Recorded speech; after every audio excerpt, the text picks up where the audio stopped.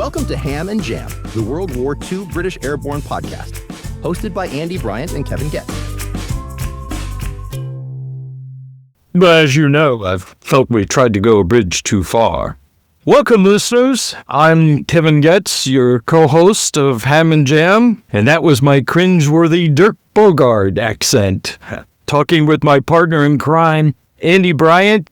Andy, how you doing? Well, thank God you're a cop. Suffice it to say, acting is not my day job. Nobody could accuse me of winning an Oscar, for sure.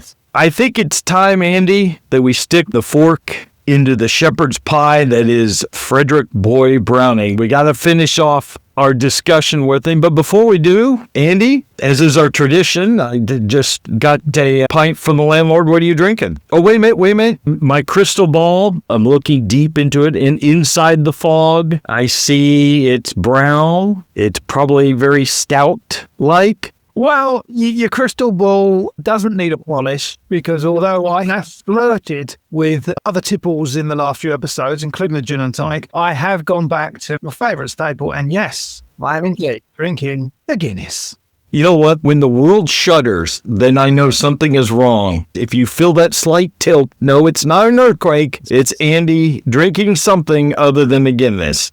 I've got an old speckled hen, so my friend... Cheers. So, this was my idea. We've initiated a series on personalities, and if you're going to start off a series on British Airborne personalities, you got to start with Frederick Browning. And so, at our last episode, we were pre-Market Garden. So now we're going to get into it. We are really going to get in the meat and potatoes of this one, aren't we? Yeah, I tell you what we should have done. We should have done that whole last time on Ham and Jam. Oh, absolutely. This is our Empire Strikes Back to the Star Wars of Episode 1, isn't it? Yeah. It's September, and we've had these series of operations that have been laid out, and Brereton lays out Limit 2, and Browning is opposed to it. He views it as it's rapidly put together, it's sloppy, and he threatens to resign as well as bringing his divisional commanders with him. He says, we're all going to resign. We don't like this. But then suddenly he withdraws his resignation because he knows, sitting in the background, is our friend Matthew Ridgway. And he knows that if he leaves, Ridgway's just going to fill in the spot and he's going to be replaced as deputy commander. So Browning is now in a position where he is going to have to accept everything from now on. And so my question to you, Andy, as we sit here and discuss this, we know historically he's a very skilled and political operator within the military circles because he has friends in very high places. Did he overplay his hand? Well, he did, but he didn't realise it at the time. Yeah. Because who's to know that he had Market Garden just around the corner. And once he'd shot his bolt by threatening to resign and then having to withdraw it over Limit 2, it left him in a position, once Market Garden comes along and there's aspects of the operation that he's not happy with, he's got nowhere to go. He can't object too much to landing zones and anything else he's not happy with, because he knows that Ridgway's standing in the wings, and Brereton would have been more than happy just to replace him and stick Ridgway in his place. I agree with you completely. Yeah, absolutely he shot his bolt. But certainly that's easy for us to say because we can look back on it and go, there's all these other plans right around the corner. Operation Market Garden happened. So I think it's really interesting, too. He is getting a sense of frustration. Yeah. We have talked in the past about how morale is up and down. Guys, operations are a go, they're a no-go. We've talked, with Mike and certainly with James Daly about, okay, they're loading up into planes, they're loading the gliders. It's a cancel. You have to unload them. And certainly, having read Richard Bede's book, you see this coming through, even through Browning. And I thought this was really interesting. This is a letter to his wife. The plans change every 24 hours, with the result that we don't know whether we are standing on we head or we heels. And I think he's starting to get that level of frustration. And this is something else he noticed. He said, by September of 1944, my division was battle hungry to a degree which only those who have commanded large forces of trained soldiers can fully comprehend. He sees that boredom and cynicism that's creeping in. And I think to a certain extent, he's seeing some of it too. Probably not as much as the glider pilot or the guy that's in the, 1st Air Landing Brigade, but he's certainly seeing it because like we've said, we're seeing all these operations that are laid out and then suddenly canceled. I mean, Urquhart is actually saying at this time that unless they get into action in some capacity, they're going to be basically combat ineffective because they haven't been able to train properly. We covered this with James Daly on his episode about the cancer operations. The 1st Airborne were being used as 6th Airborne's enemy forces on exercise because they're being constantly stood to and then stood down for these different operations that they're losing out on training time. And there's real concern that they're going to be basically combat ineffective. Yeah. And certainly we got that sense as well talking with Michael Hurst, because he talked with his dad that certainly by the time Market Garden is getting ready to happen, his dad's like, hey, we wanted to go. We're ready to go. And you made the comment that they were ready to drop into Berlin. They were so anxious and ready to go. I also think it's really interesting, too, as we've stated before on this podcast, this thing is not happening in a vacuum. There's other events that are happening in France, and certainly I think we cannot discount Victory Fever playing a role in what's happening with Browning as well. And the fact, yes, he had experience in the First World War. He doesn't have any combat experience in this war. And again, this goes back to Ridgway as well. Why he's always looking over his shoulder at Ridgway. Ridgway has got combat experience in this war, and plenty of it. Yes. So we get to Comet, and just to recap, Andy, what's Comet? Okay, so Comet was, if you like, almost Market Garden light. Same objectives as Market Garden, which was to capture the waterways leading up to the Lower Rhine at Arnhem. But it was going to be 1st Airborne Division and the Poles in place of the 3 Allied divisions that they ended up using on Market Garden. So what you would have had was, it would have been a 1st Airborne Division, 1st Brigade would have been at Arnhem, 4th Brigade would have been at Grave, and the 1st Air Landing and the Poles would have been at Nijmegen along with divisional headquarters. You basically just got one division doing what turned out to be a 3-division job. It's interesting, of course, again, hindsight being what it is. Can you imagine if they would have gone with Comet? There's a what if for you. I mean, the situation on the ground, this was like a week or so before Market Garden. The Germans would have been in a slightly different position. They would have been weaker. The crust had started forming, but it hadn't formed the way it had a week later for Market Garden. But even that being said, I mean, you can argue that if Market Garden went at the time of Comet, it might have been different, because the German dispositions would have been a lot different. But I still think a division doing that job, it's not enough. Yeah. And so obviously, Comet gets canceled. I believe it's canceled on the 9th of September. And then Browning is told to meet with Montgomery on the 10th to discuss Market Garden. And again, we are going to do an episode, dear listeners, on the myths of the movie A Bridge Too Far, which still is my favorite film. But certainly I think when Browning goes ahead and makes the suggestion, let's use the 1st Allied Airborne Army. And this is just my interpretation, and I'm curious what your thoughts are, Andy. I'm getting the sense here that Browning, he's understanding, okay, the panic is starting to subside a little bit. Defense is starting to stiffen up a little bit. Mass panic is not happening as much. We need the Army as opposed to just British 1st Airborne for this. What do you think? I totally agree with that. As you say, the situation, as I just said, the situation on the ground had changed. You need an army for this one. It's not a divisional job. And so not only do we have, these debates about who's going to do what, but we also have Major General Paul Williams, who's Air Commander of Troop Carrier Command, Vice Marshal Hollinghurst. And we got a debate between those two. Hollinghurst, he's pushing for 2 lifts. Williams is like, nah, we can't do this. We're not going to be able to do this. And the reason why I'm going to bring this up is Browning is very aware that the debate is happening and what those lifts are going to mean for his forces on the ground. Yeah. So here's the question or the discussion point. He's already painted himself into the corner where he's going to have to agree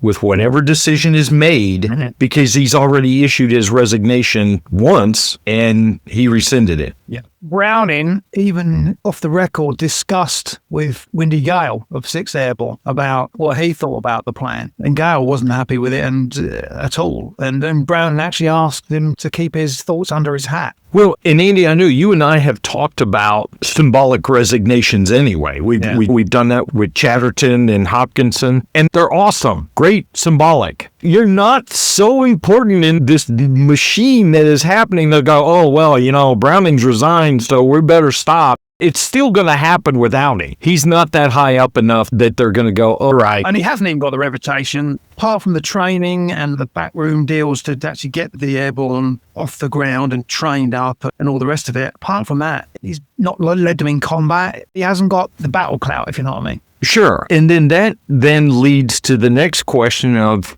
one of the arrows of ammunition that's used against him is, he took 38 gliders with him into the Netherlands.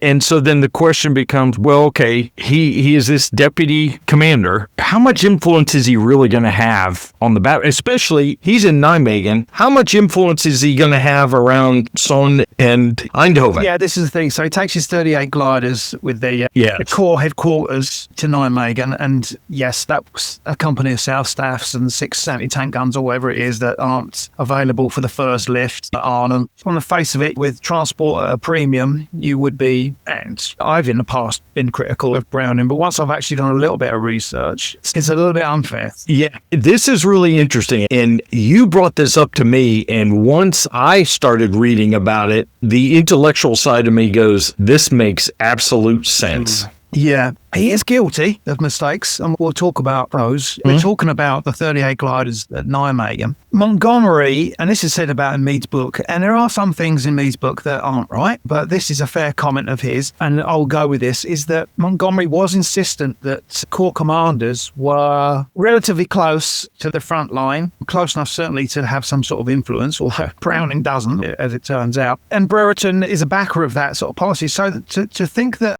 the Corps commander is going to go, into action and not be almost in the thick of it. You're certainly not going to wash him being back in England with the Corps headquarters. That was never going to wash from Montgomery. So he needs to be where the action is. So it might be a little bit unfair to suggest that was all his idea. What he is guilty of, and you say about what influence does he have on like the 101st at Eindhoven or the 1st Airborne at Arnhem, he's guilty because that headquarters is not frontline ready. It is not field operational. It was never designed as a field unit. Signals is part of that. Very late in the day, they get like a signal section, but they've never really trained before. It's not meant to be deployed to the field. So once they're actually on the ground, he has virtually no influence on the battle whatsoever. Absolutely. I think there's an emotional attachment to people, and their criticism of him is he's vain. He's just taking a look at him. He took 38 gliders with him. And to your point that Montgomery is saying, I want my Corps commanders there, then that's what he's going to need to take his staff with him. Yeah.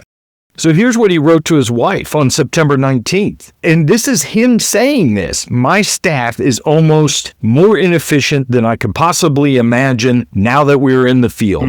I suppose it's due to people being pushed up the tree too quickly without sufficient experience, but it's really too frustrating for words. And he even commented how his chief of staff had been failing him. So my argument is, it's not the 38 gliders and it's a vanity thing. It's criticizing because he did not have his staff fully prepared for what they were about to do. Yeah, no argument here. And even John Frost, he states later on that having the Corps headquarters at Nijmegen was a hindrance rather than a help. Yeah, and I think another probably apt criticism, even though it could be a good thing, and this is where I'm going to spin it and be devil's advocate, is the fact that his loyalty to people probably put folks in positions they shouldn't have been in only because he did it out of loyalty, and their experience ultimately failed him, as in this case. So Market Garden, it happens. He's flown to the landing zone by Sheridan. I thought this was hilarious. They get to the ground and Sheridan watches him run off and then come back. And Browning tells him he wanted to be the first one to urinate on German soil. Yeah, I mean, he joins the list of people that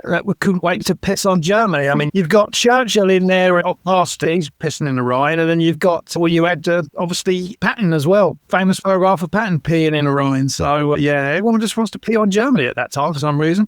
We don't have to go into in depth. Everybody knows the Market Garden story.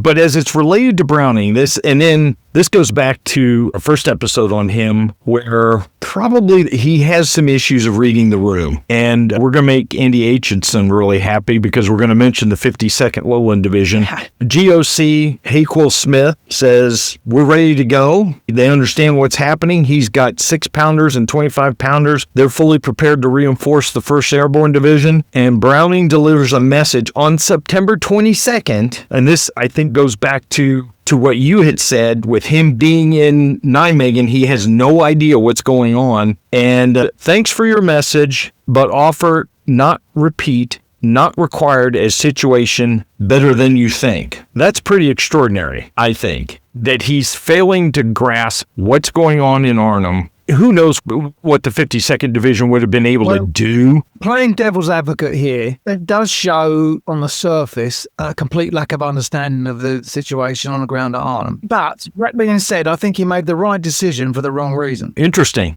The 52nd Lowlands was an air transportable division. It wasn't an airborne such, as in parachutists and glider-borne troops. It was an air transport. That's right. So it was designed.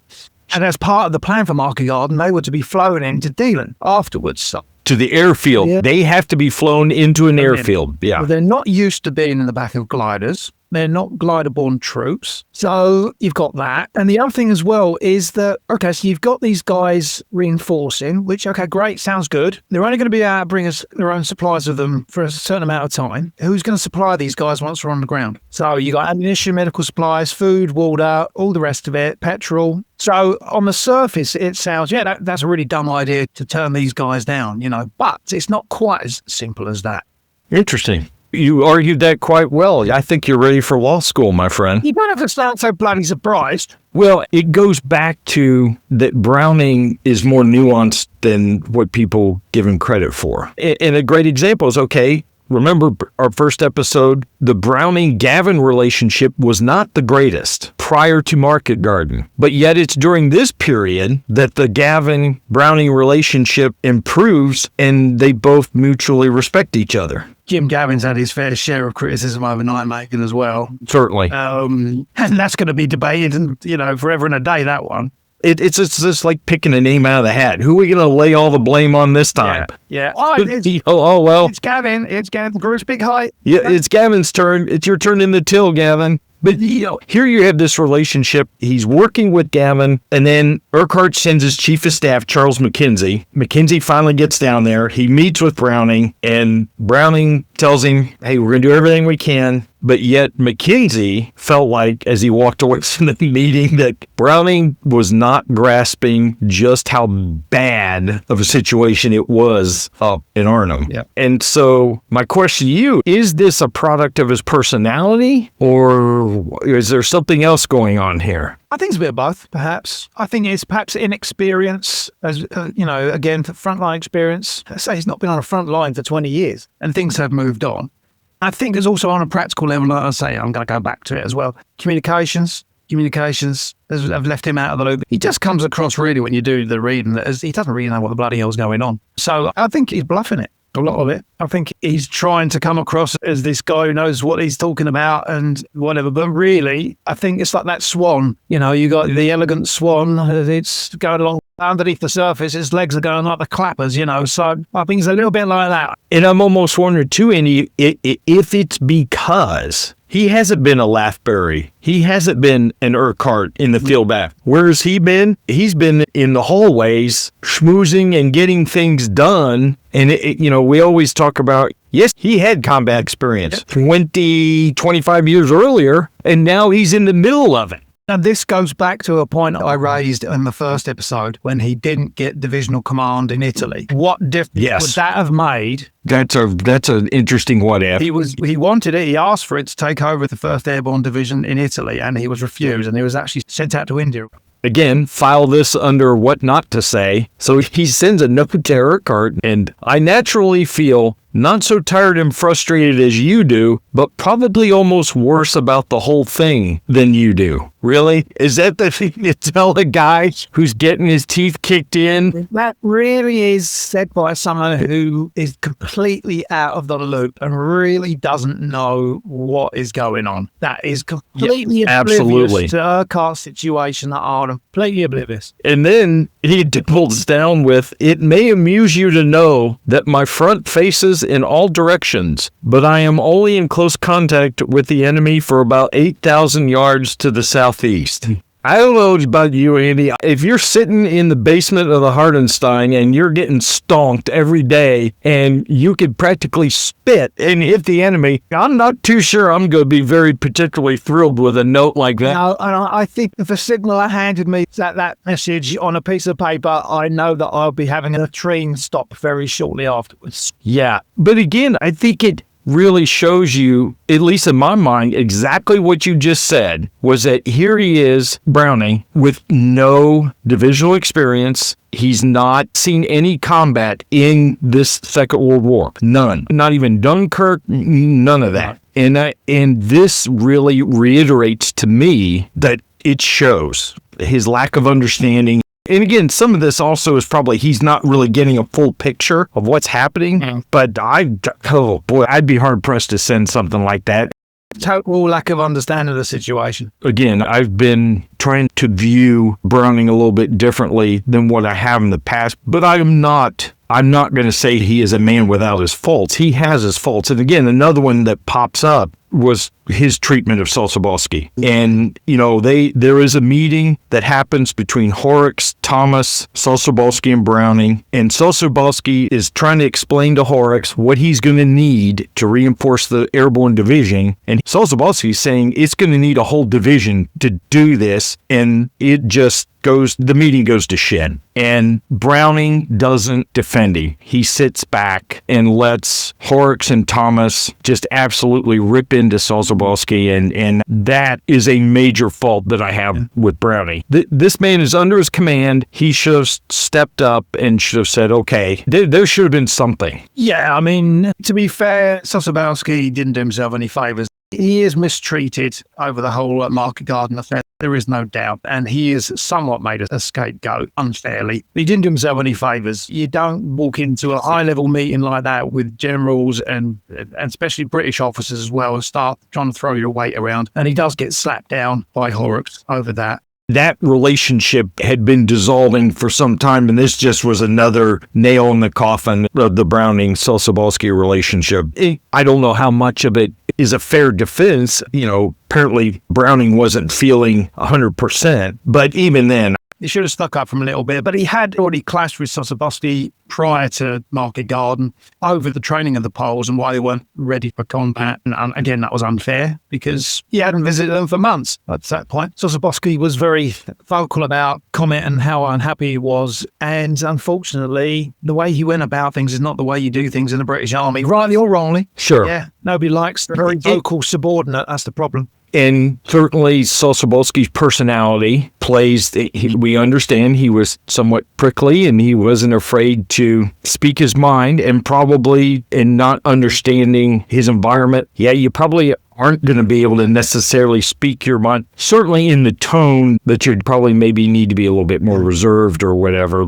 So another criticism, and again, if criticism is deserved, I certainly will give it. Browning not welcoming the British airborne survivors, that's not good. No, that's not good. That's not a good look. And then, of course, he had a shortened meeting with Urquhart, and Urquhart noted that Browning was immaculately dressed, and he described that meeting as totally inadequate. And, we sit here and we joked about that scene from that film, and granted, the writers used that scene to basically say war sucks. Mm-hmm. But I think that scene is important because in some ways, it captures the essence of this meeting between Urquhart and Browning. That, it was short and it was not an adequate meeting from Urquhart's perspective. So on September 27th, Browning makes a trip and he visits the 1st Airborne. And this is what the 1st Airborne said. He made many speeches in his time, but never one to an audience such as this. Their mood was dumb weariness and a tremendous dignity. He realized that they were beyond authority, having no more to give. There was a little grumbling, but it was a very courageous moment for him. And he is honest with them. He talked about the failures. And you have a glider pilot describing Browning's speech as impressive and sensible. So here's a guy, I don't think Jekyll and Hyde is appropriate. He doesn't welcome them when they come back. Yet on the 27th, he has the courage to go, I'm going to talk to them. Yeah. And so when Cornelius Ryan, who wrote the book, A Bridge Too Far, as he was writing and doing the research, he spoke with Browning's wife, Daphne, and she told Cornelius Ryan that the losses suffered at Arnhem were felt very deep indeed. This particular loss was something to which he could never become reconciled. He truly loved the men under his command. And I think this is something that haunts him from here on out. Why would she relay that to him? Now, granted, somebody could argue that it's a revisionist comment. She's trying to save face with him or whatever. I think he generally told her how much that loss at Arnhem affected him. And I really think that played a big impact on what happened with his life.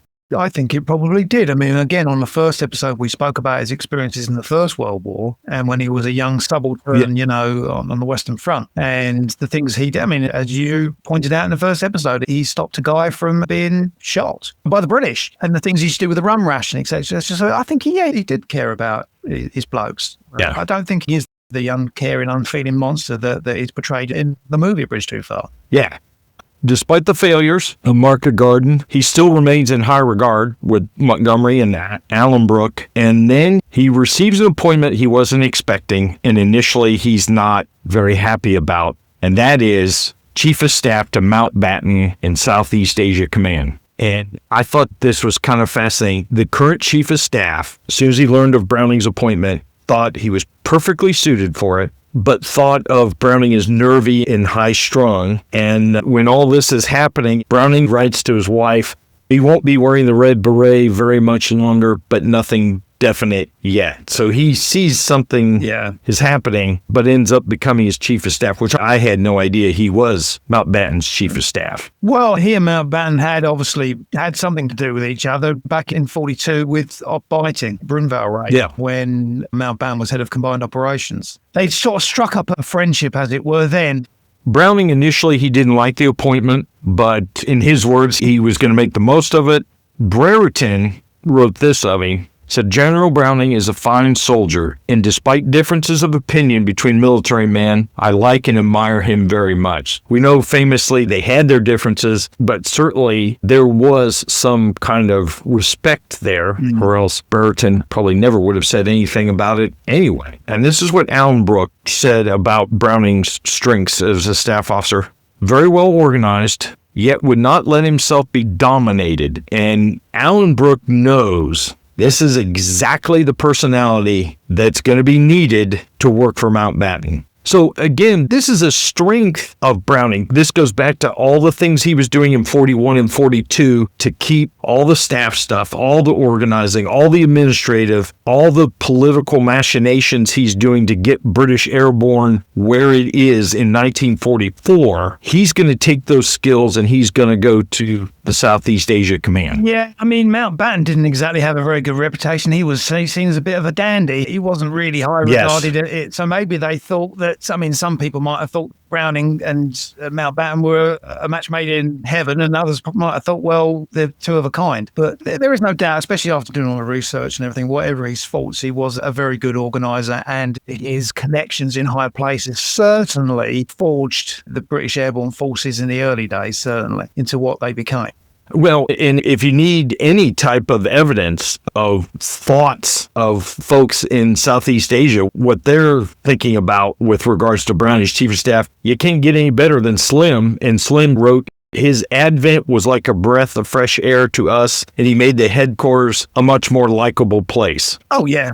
Certainly, you could never accuse Browning of not having charisma. Yeah. So, I mean, if you're seeing this from Slim, there's obviously something there that Browning is showing that he has the skill set. He can do this. And then this was interesting. This is Major Money drafted Mountbatten's report on SEAC. This is what he said. I was very much impressed by Browning, a person of few words, a good judge of men, stern, and a stickler for discipline. Yeah. I mean, these are folks that if we're led to believe the myths of Browning, why are... Yeah. I got to believe people would say, oh, he was impossible to eat, blah, blah. Yeah. We would hear some chatter about that, and we're not. Yeah. So he's there. He's very impressed by the 14th Army. He wrote to his wife and talked about how disciplined they were. His only real complaint, airborne man being an airborne man, is that the 44th Indian Airborne wasn't ready for operations. So he's flourishing under Mountbatten. He works hard. He almost has to double the energy to keep up with Mountbatten, yet he is able to take over the micromanaging from Mountbatten and get him to be more focused on the bigger picture things. And I think that really, I mean, isn't that what a chief of staff is supposed to do? Yeah, yeah. And I think this is where he really, I think he really comes into his own. And I think he was, by the sounds of things, he was able to focus Mountbatten and rein him in a little bit. Yeah. Okay, we're at the end of the war. He's stationed in Singapore. We start to see a decline in his health. And we had mentioned before, he was a heavy smoker. He was starting to become a heavy drinker. And I think by today's standards, we would probably say he had an alcohol problem. He was drinking 4 gins before dinner, 2 glasses of wine at dinner, and 2 whiskeys with water before bed, almost on a daily basis. That's pretty much what I have to drink before each episode of Ham and Jam. So, at least you're not pouring it down the front of your shirt. Yeah. This is what Mountbatten said about him at the Imperial Defense. When General Ponwell left, I lost the most experienced staff officer in the British Army. He was relieved by an officer who had never attended this college or any other form of staff college. I do not say that there's any connection between his training and his performance. I merely mention these are 2 unrelated facts to show the overriding importance of character and ability. And again, I think that speaks volumes as to, as you had said, how he is as an organizer, how he is as an administrator. We had mentioned before in the first episode, too often political connections is often viewed negatively. Well, in his case, it got things done, and it got the British Airborne to, I would dare say, to where they were, as we'd mentioned with Mike Peters, when you have Operation Varsity, that is peak airborne at its highest. Yeah. That is massive amount of resources, men, the planning was right, everything worked perfectly. That, I think, it has Browning's DNA all over that. Because I really believe, Andy, that if you don't have Browning's where he is in 41, 42, I really think British Airborne is just nothing more than a brigade, and that's it. I think there were forces that were fighting against them, and he was able to basically build a firewall and build the Airborne to where they get to Operation Varsity. Yeah, yeah. What do you think? I mean, I was thinking about this earlier on today, actually. Churchill, obviously, is the biggest driving force. But having someone of Browning's drive, ambition, because he was ambitious, organizational skills and contacts, including Churchill, I think you're right. Needed somebody like Browning to get it where it was. And he had the connections. But I'd say he did have the ability. The only thing to say that he didn't have, which was a missed opportunity, is the Second World War combat experience or frontline experience or, that sort of divisional, brigade or divisional experience, because it was a different war to the one he had fought in the first, and I think that really would have made a lot of difference. Yeah. Organizational and the politics with a small p, he was the right man. And I'm going to ask you this. So as we transition to post-war life, his personal life is turbulent, to say the least. Yeah. He's having a difficult relationship with Daphne. He formally retires from the Army in 1948. But I thought this was really interesting. From 46 to 48, though, he had no interest in having a command. He was more interested in staff positions. What do you think's going on here? I think that's the ghost of Arnhem, personally. I think his his confidence might have taken a little bit of a wobble. I think he realised where his forte was and he went with that. I think he might have actually, with a bit of self-reflection, realised that perhaps he wasn't suited to anything other than staff roles. I think I'm going to agree with you on that one. I think that is, those ghosts are weighing heavily on me. And I'm wondering too, again, we live in a different time and we can't look back and give 21st century values, but certainly I would think that if this was all today, he would probably be getting some mental health stuff. Yeah, I mean, yeah. Without a doubt. Yeah. I mean, I think, again, his First World War experience, I think you'd probably say there's a case for a bit of post-traumatic stress in there.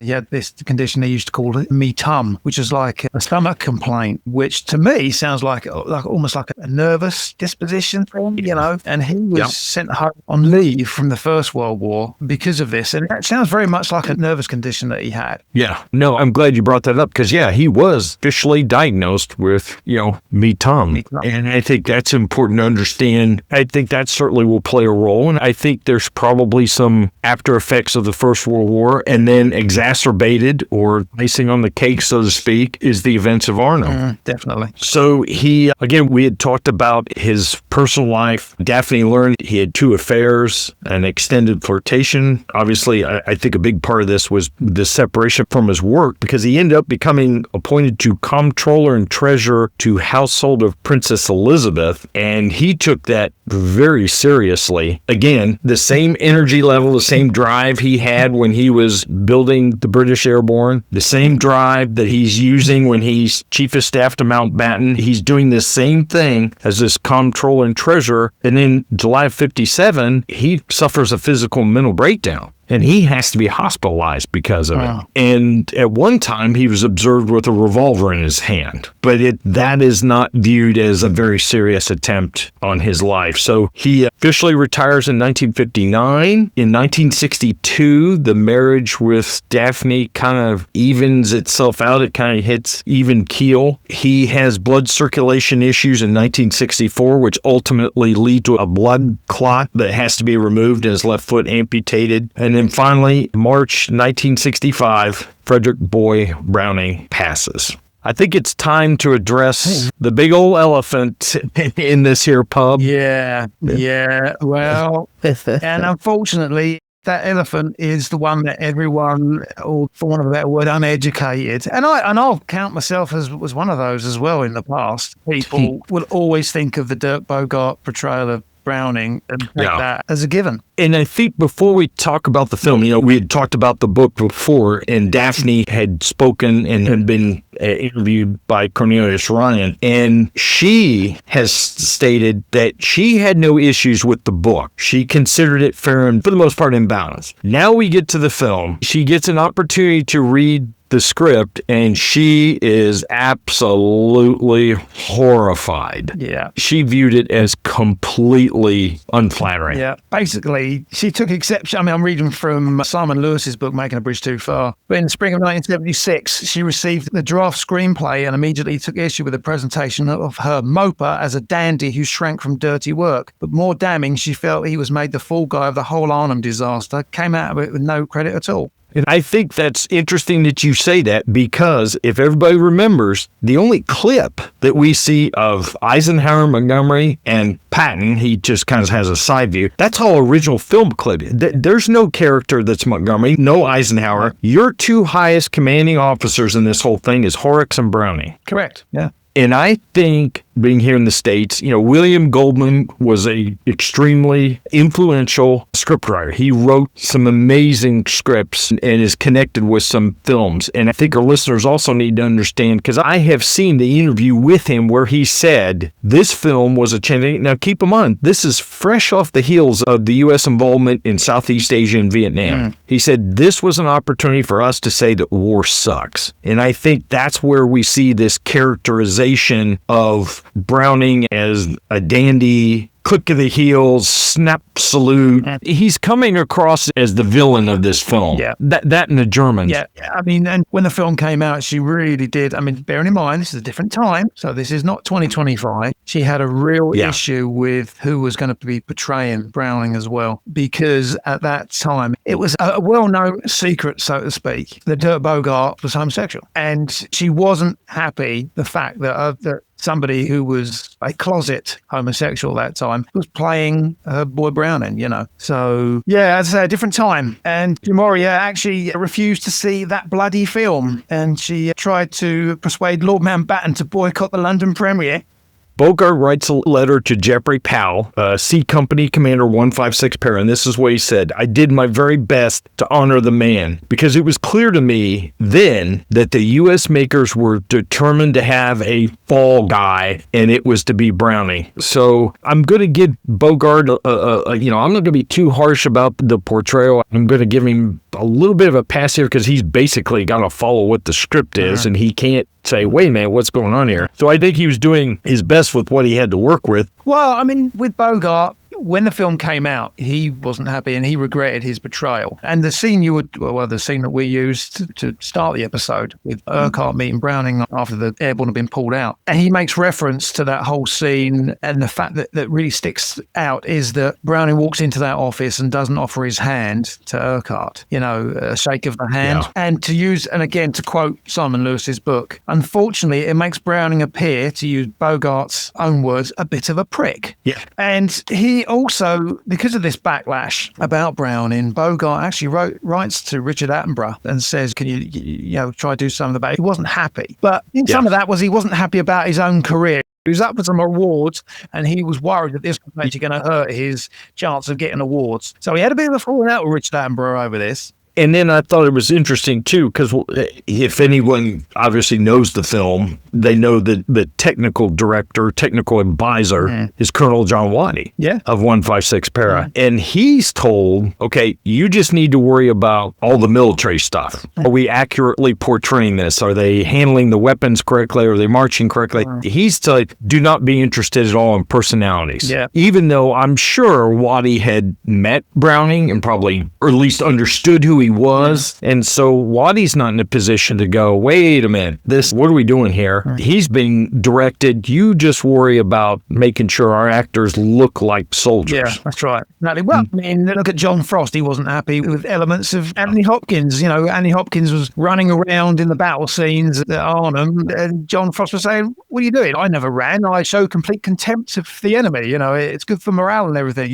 But if he had done that, people wouldn't have believed it. Yeah. But I think for me personally, the thing that does make Browning, as Bogart said, a bit of a prick, is that final line, that final scene where he says, as you know, I always thought we were going a bridge too far. Now, apparently, there's still conjecture about when he actually said this and what he actually said, because apparently he may have actually said, I think we're going a bridge too far for our capacity at the time. Yes. But had you had that scene, not at the end of the film, where all the way through the film, Browning is dismissing intelligence reports, he's, only the weather can stop us now and all this sort of thing. He's all very gung-ho and everything. To have him say that at the very end with no context as to when he actually supposedly said it, it comes across as really cynical and as if he's trying to cover his arse. Yes, I would agree, because he supposedly had said that the whole bridge too far. And again, I'm glad you said it's about the capability of this, not as a physical manifestation, whatever. That supposedly was said much earlier, like during the planning stages, not at the end. And again, I'm almost wondering if this is an opportunity for William Goldman to basically tell the audience, war sucks. War is awful. Young men die in war. Yeah. And you're going to see that through this lens. It's not John Wayne, is it? It's not the Green Berets. No, it's not. Far from it. And so, again, it's still going to be my favorite film of all time, but I will be the first to admit it doesn't do Browning any favors whatsoever. No. It really doesn't. And I think, if anything, if our listeners take what we spoon-fed them, they look at that film differently and go, okay, let's look at it for what it is.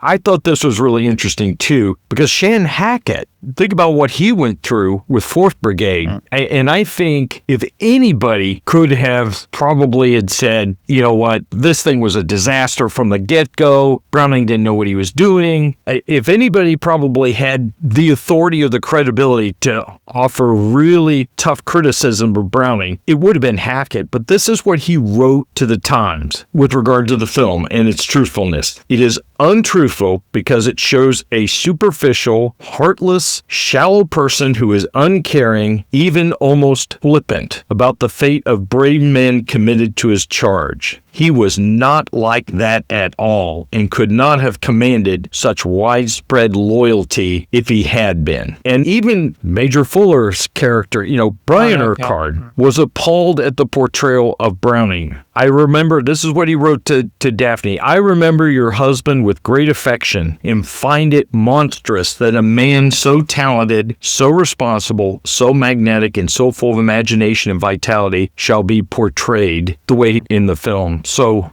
like I said, it's still going to be my favorite film. Yep. So give me your final thoughts. I have been in the past as guilty as the next person of watching A Bridge Too Far and thinking that Browning was, I keep on using this expression, but a bit of a prick. But since doing further reading, and I would suggest people always do further reading, because I'm still seeing to this day people on social media making comments about Browning, and they're all based on Dirk Bogarde.